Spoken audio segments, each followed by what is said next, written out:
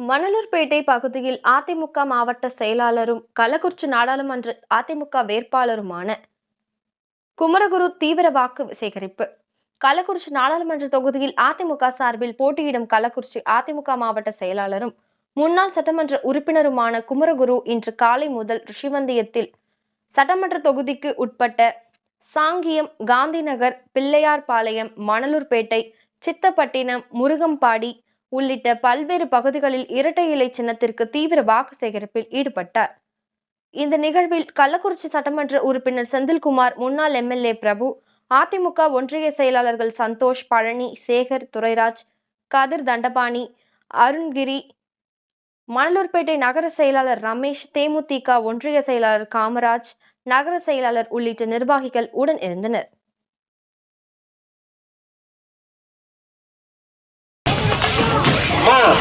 உங்கள் ஓட்டு யாருக்குமா? உங்கள் ஓட்டு, உங்கள் ஓட்டு, உங்கள் ஓட்டு மறந்து விடாதீர்கள், மறந்தும் இருந்து விடாதீர்கள். அல்லாசியோடும் நம்முடைய தானை தலைவி புரட்சி தலைவி அம்மாவுடைய அல்லாசியோடும் புரட்சி தமிழர் முன்னாள் முதலமைச்சர் சட்டமன்ற எதிர்கட்சி தலைவர் அருமை அண்ணன் எடப்பாடியுடைய ஆசீர்வாதத்தோடும் தேசிய முற்போக்கு தமிழர்களுடைய பொதுச் செயலாளர் அன்னியாருடைய ஆசீர்வாதத்தோடும் மற்றும் புரட்சி தமிழகம், புதிய தமிழகம் மற்றும் எஸ்டிபி கட்சியை சார்ந்த மாநில நிர்வாகிகளுடைய ஆசீர்வாதத்தோடு கள்ளக்குறிச்சி நாடாளுமன்ற வெற்றி வேட்பாளராக போட்டியிடுகிற எனக்கு இங்கே சாங்கியம் கிராமத்திலிருந்து மிக சீரோடு சிறப்போடுமாக ஏற்பாடு செய்து நடத்தி கொண்டிருக்கின்ற ஒன்றிய கழக செயலாளர் அன்பு சோதரர் சந்தோஷ் அவர்களே, நிகழ்ச்சியிலே கலந்து கொண்டிருக்கின்ற கள்ளக்குறிச்சி சட்டமன்ற உறுப்பினர் அன்பு சோதரர் செந்தில்குமார் அவர்களே, கள்ளக்குறிச்சி நாடாளுமன்ற பொறுப்பாளராக நியமனம் செய்து விஸ்வநிதிக்கு பொறுப்பாளராக பணியாற்றிக் கொண்டிருக்கின்ற கழக அம்மா பேரவை இணை செயலாளர் கள்ளக்குறிச்சி முன்னாள் சட்டமன்ற உறுப்பினர் அன்பு சோதரர் பிரபு அவர்களே மற்றும் வருகை புரிகின்ற ஒன்றிய கழக செயலாளர்கள் கதிர் தண்டபாணி அவர்களே, அருணகிரி அவர்களே, அருணகிரி துரைராஜ் அவர்களே, ஏபி பழனி அவர்களே, சேகர் அவர்களே மற்றும் வருகை புரிகின்ற தேமுதிக ஒன்றிய கழக செயலாளர் அன்பு சோதரர் காமராஜ் அவர்களே, வருகை புரிகின்ற மாவட்ட அம்மா செயலாளர் ஞானவேல் அவர்களே மற்றும் வருகை புரிகின்ற அனைத்து கழக நிர்வாகிகளை பொறுப்பாளர்களே, சாங்கியம் கிராமத்தில் வருகை புரிகின்ற கழக நிர்வாகிகளே, கிளைக்கழக செயலாளர்களே, பொறுப்பாளர்களே, ஒன்றிய நிர்வாகிகளே, தேசிய முற்போக்கு திராவிட கழகத்தினுடைய சாங்கியம் கிராமத்தில் வருகை புரிகின்ற கழக நிர்வாகிகளே, திரளாக வருகை புரிகின்ற தாய்மார்களே மற்றும் ஒன்றியத்திலிருந்து வருகை புரிகின்ற அனைத்து ஒன்றிய நிர்வாகிகளே, பொறுப்பாளர்களே, தேசிய முற்போக்கு கழகத்தில் வருகை புரிகின்ற அனைத்து நிர்வாகிகளே, உங்கள் அத்தனை பேருக்கும் என்னுடைய முதற்கண் நன்றியை தெரிவித்துக் கொண்டு இன்று நடக்கின்ற இந்த தேர்தல் நாடாளுமன்ற தேர்தல். என்னை கள்ளக்குறிச்சி நாடாளுமன்ற வேட்பாளராக கழக பொதுச் செயலாளர் அருமையான எடப்பாடி அவர்கள் போட்டியிட வாய்ப்பளித்திருக்கிறார்கள். விஸ்வவிதியின் தொகுதிக்கு உட்பட்ட சாங்கியம் கிராமத்தில் முதலாக இன்று உங்களிடத்தில் வாக்குகளை கேட்க வந்திருக்கிறேன். முதலாக வாக்குகளை கேட்க வந்திருக்கிறேன். இதெல்லாம் பிள்ளையார் சொல்லி போட்டுருக்கேன். எங்க போட்டிருக்கேன்? இங்க பிள்ளையார் கும்பிட்டுதான் பிள்ளையார் சொல்லி போட்டு ஒரு நாள் நிற்கிறேன். தாய்மார்களே, நீங்கள் எல்லாம் ஒரு காலம் சிந்தித்து பார்க்க வேண்டும். திராவிட முன்னேற்ற கழகம் ஆட்சியில் அமர்ந்து 3 ஆண்டு காலம் ஆகிறது. இந்த 3 ஆண்டு காலத்திலே திமுக செய்த சாதனை என்ன என்பதை ஒரு காலம் சிந்தித்து பார்க்க வேண்டும். இன்றைய தினம் விலைவாசி விண்ணை முட்டையோடு ஏறிவிடுச்சு. கரண்ட் பில் ஏறி போச்சு, சொத்து வரி உயர்ந்து போச்சு, பத்திரப்பதிவு உயர்ந்து போச்சு. அதேபோல அத்தியாவசிய பொருள் அரிசி மூட்டை பாத்தீங்க சொன்னா ஒரு மூட்டை அரிசி 25 கிலோ அரிசி எனக்கு 1000 வித்தது, இன்னைக்கு 2000 விற்குது. உண்டா இல்லையா? 1000 விற்குது அரிசி. ஒரு மூட்டை அரிசி மட்டும் ஒரு மாசத்துக்கு நீ ஒரு குடும்பத்துக்கு ஒரு சிப்பம் அரிசி கட்டாயம் தேவை. அன்னைக்கு சாதாரணமா 800 ரூபாய் வித்தது, இன்னைக்கு 1000 விற்குது. ஒரு மூட்டை அரிசியிலே உன்னுடைய பணம் ஒரு மாசத்துக்கு 700 ரூபாய் அதிகமாக வாங்கிக் கொள்ளும் நிலைமையை இந்த அரசாங்கம் ஏற்படுத்தி கொடுத்திருக்கிறது. அதுபோன்று மின்கட்டண உயர்வு, சொத்து வரி உயர்வு, கரண்ட் பில் உயர்வு, பால் விலை உயர்வு, எல்லா விலையும் உயர்ந்து போச்சு. எல்லா விலையும் உயர்ந்துட்டு தான் இப்ப இந்த திமுக ஆட்சியில அவங்க 1000 ரூபாய் பணம் தான் சொன்னாங்க. தேர்தல் என்ன சொன்னாங்க? அங்க ஆட்சிக்கு வந்தா அனைத்து இல்லத்தரசிகளுக்கும் 1000 ரூபாய் தரவும் சொன்னாங்க. நீங்க நம்பி ஓட்டு போட்டீங்க. என்னாச்சு? தகுதியானவர்களை கண்டுபிடிக்கிற சொல்றாங்க. யார் தகுதியானவங்க, யார் தகுதியானவங்க, யார் தகுதியானவங்க தெரியல. தகுதியானவங்க சொல்லி அதுல பாத்தீங்கன்னா சொன்னா 1 கோடி பேர் தராங்க. அதெல்லாம் கொடுத்து என்ன பிரயோஜனம் இருக்கு? அந்த 1000 ரூபாய் பிரயோஜனம் இருக்கா? இன்று விலைவாசி ஏறி போச்சு. அன்று 2021 எடப்பாடி ஆட்சியில் இருக்கும் போது உங்க குடும்ப செலவு மாசம் பாத்தீங்கன்னா 1000 ரூபாய் செலவாயிருக்கும். இப்ப துவரம்பருப்புல இருந்து உளுத்தம்பருப்புல இருந்து பூண்டுல இருந்து எல்லா விலையும் ஏறி போச்சு. ஆக எல்லா விலையும் ஏறின்ற போது உனக்கு மாத செலவு முன்பு 1000 ரூபாய் சொன்னா சாதாரண குடும்பத்துக்கு இன்று 3000 ரூபாய் செலவு அதிகமாகுது. அப்ப 3000 செலவு ஆகுது சொன்னா அவன் 1000 கொடுத்து பிரயோஜனம் இருக்கு? பிரயோஜனம் இருக்கா? பிரயோஜனம் இல்ல. உண்டா இல்லையா? உண்டா இல்லையா? சொல்லுங்களேன். வாய் தர மாட்டேங்கிற. அப்ப எப்படி ஏமாத்தலாம் பாருங்க. அப்போ உன் வீட்டு காசை பூரா வாங்கிட்டு இன்னைக்கு நான் 1000 ரூபாய் கொடுக்கற சொல்றாங்க. இதை நினைக்கிறாங்க 1000 ரூபாய் கொடுக்கறாங்க. அதே மாதிரி தாலிக்கு தங்கம் சொன்னோம், அம்மா கொடுத்தாங்க. தாலிக்கு தங்கம் அம்மா வந்து படிக்கிற பிள்ளைகளுக்கெல்லாம் 8 கிலோ தாலிக்கு தங்கம் கொடுத்தாங்க. 50,000 பணம் கொடுத்தாங்க. இல்ல, திமுக சொன்னாங்க நாங்க ஆட்சிக்கு வந்தா நீங்க தாலியெல்லாம் நகையெல்லாம் பேங்க் வச்சிருங்க, நகை கடை தள்ளுபடி பண்ணணும்னு சொன்னாங்க. எல்லா நகையும் பேங்க் வச்சுட்டாங்க. வச்சு நகை கடை தள்ளுபடி சொன்னா என்னாச்சு? இல்ல, தகுதியாக 35 லட்சம் பேர் வச்சாங்க, 4 லட்சம் பேர் வச்சாங்க.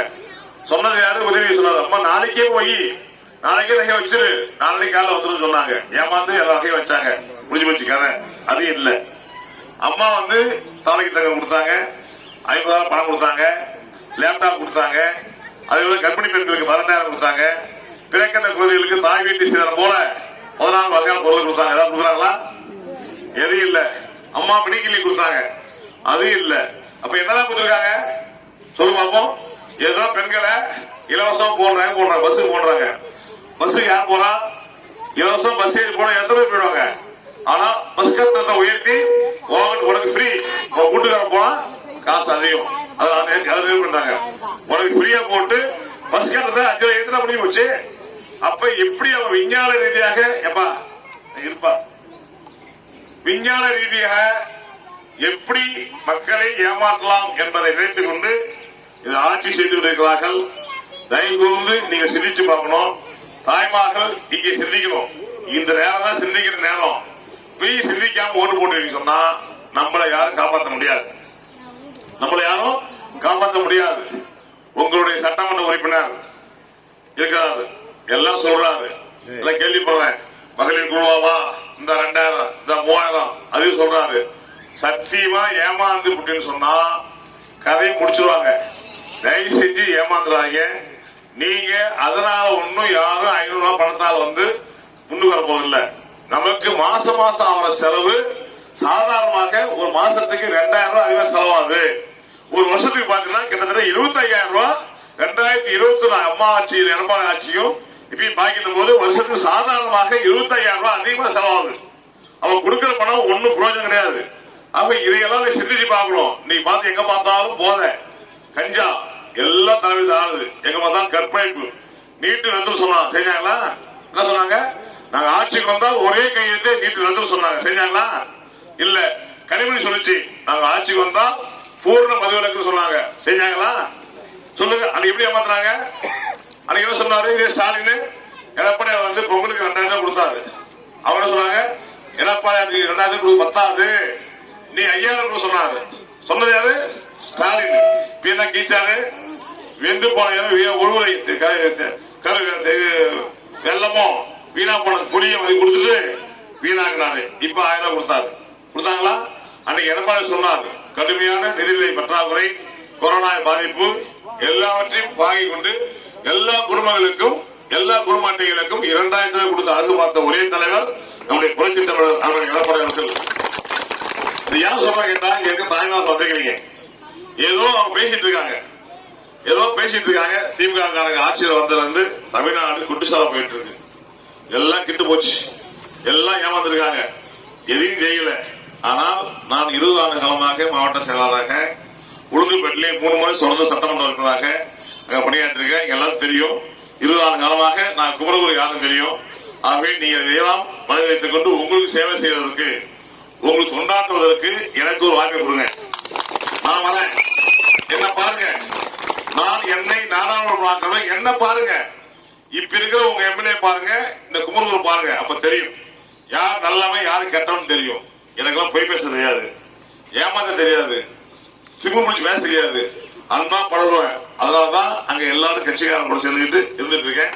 அங்க தயவு கூர்ந்து திமுக சொல்ற பொய் வார்த்தைகளை நம்பி ஏமாந்து விடாதீர்கள். சாங்கியம் கிராமத்தில் இருக்கின்ற பெரியவர்களின் தாய்மார்களே, இந்த தேர்தல் ஒரு முக்கியமான தேர்தல். இந்த தேர்தலில் நீ அனைவரும் கவனமாக உங்கள் பொன்னான முக்கால் வாக்குகளை வெற்றி சின்னமாம் 2 தேர்தல் வாக்களித்து என்னை பெருவாரிய வாக்கு வித்தியாச வெற்றி செய்வாறு உங்கள் பாத மலர்களை தொட்டு வரை கேட்டுக்கொள்கிறேன். அதேபோல் தேசிய முற்போக்கு தமிழக கழக நிர்வாகிகள், ஒன்றிய கழக செயலாளர் அன்பு காமராஜ் அவர்கள், இங்கே இருக்கின்ற கழக நிர்வாகிகளும் 2 பேரும் இரட்டை துப்பாக்கி போன்று ஒற்றுமையாக இருந்து இந்த தேர்தல்களை சந்திக்க வேண்டும். விஸ்வவேந்தியம் தொகுதி மீண்டும் அதிமுக கோட்டை என்பதை நிரூபிக்கிறதிலே இருவரும் சேர்ந்து செயல்பட வேண்டும். அப்படி செயல்பட்டால்தான் வெற்றி பெற முடியும். ஆகவே விஸ்வவேந்தியம் தொகுதியிலே எத்தனை அகாசுரம் பண்ணாலும் இங்க ஒன்னும் பண்ண முடியாது என்பது தெரியும். அவன் இருந்தாலும் நீங்க எல்லாம் சிறப்பாக பணியாற்றி சாங்கியத்தில் இருக்கிற தாய்மார்களை பெரியவர்களை மீண்டும் ஒரு பாதகத்தை கேட்டுக்கொள்கிறேன். உங்கள் பொன்னான மொத்த வாக்குகளை வெற்றி சின்னமாம் 2 வாக்களித்து என்னை பெருவாரியான வாக்கு வித்தியாசம் வெற்றி பெற செய்வார்கள். உங்கள் பாதகத்தை கேட்டுக்கொள்கிறேன். நன்றி நன்றி நன்றி.